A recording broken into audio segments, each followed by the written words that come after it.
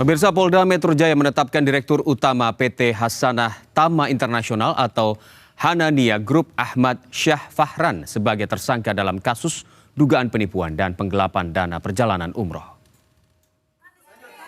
Dari tadi ngomongnya muter-muter aja. Sebentar Pak, itu POP Kemenhub Bapak sudah meeting kapan hari lalu? Farhan langsung ditahan oleh penyidik Polda Metro Jaya. Kabid Humas Polda Metro Jaya Kombes Pol Budi Hermanto mengatakan penetapan tersangka dilakukan sejak Jumat. Dalam keterangannya, selanjutnya Farhan langsung ditahan di rumah tahanan Direktorat Tahanan dan Barang Bukti Polda Metro Jaya. Gak masalah. Gak masalah, betul. Terserah Anda. Pokoknya saya mau bikin laporan pribadi hari ini. Anda jangan kemana-mana. Saya udah dongkol, Mas. Saya tidak, Mas. Jamaah Anda minta gimana proses ABCD-nya. Ini nggak ada. Sama aja terus saya kesini. Sebanyak 127 orang calon jemaah mendatangi sentra pelayanan kepolisian terpadu Polda Metro Jaya untuk melaporkan owner Hanania Travel. Mereka mewakili lebih dari 300 calon jemaah yang diduga menjadi korban penipuan dan penggelapan dana perjalanan umroh.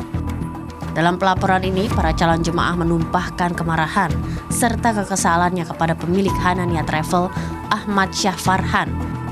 Suasana semakin memanas di ruang SPKT Polda Metro Jaya ketika sejumlah korban mengerumuni pemilik travel. Siap apapun saya bikin laporan pribadi. Gak masalah.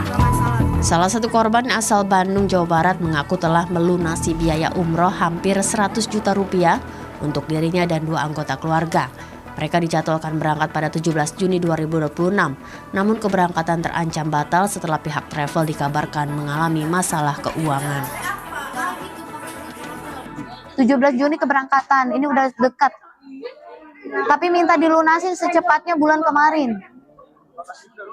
Lunas lah 3 orang tua saya sama saya. Total berapa tuh, Kak? Hampir 100. Iya.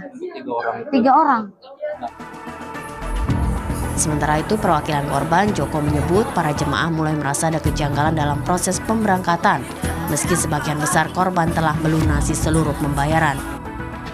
Menurutnya, persoalan keuangan perusahaan sebenarnya sudah terjadi sejak tahun 2025. Namun pada 2026 pihak travel masih membuka pendaftaran jemaah baru dengan harapan dapat menutupi kerugian sebelumnya.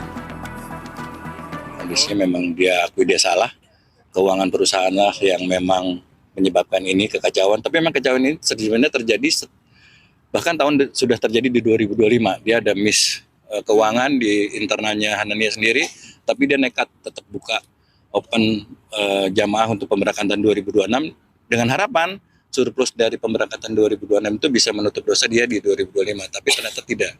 Di 2026 seperti kita tahu ada tragedi perang, dia harus overheadnya menambah sehingga dia pakai strategi cari jamaah dari uang jamaah yang masuk, keuntungannya dia bisa split ke kekurangan yang sudah terjadi gitu. Itu yang sebenarnya secara garis besar missnya di sana.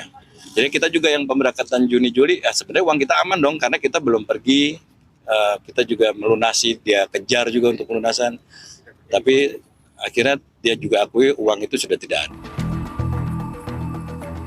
Joko mengaku mengalami kerugian sebesar 60 juta rupiah, sementara total dana yang diperkirakan harus dikembalikan kepada seluruh calon jemaah mencapai 60 miliar rupiah. Usai pelaporan ini, pemilik Hanania Travel langsung dibawa petugas untuk menjalani pemeriksaan lebih lanjut di Polda Metro Jaya. Roy Adriansyah, Berita 1, Jakarta.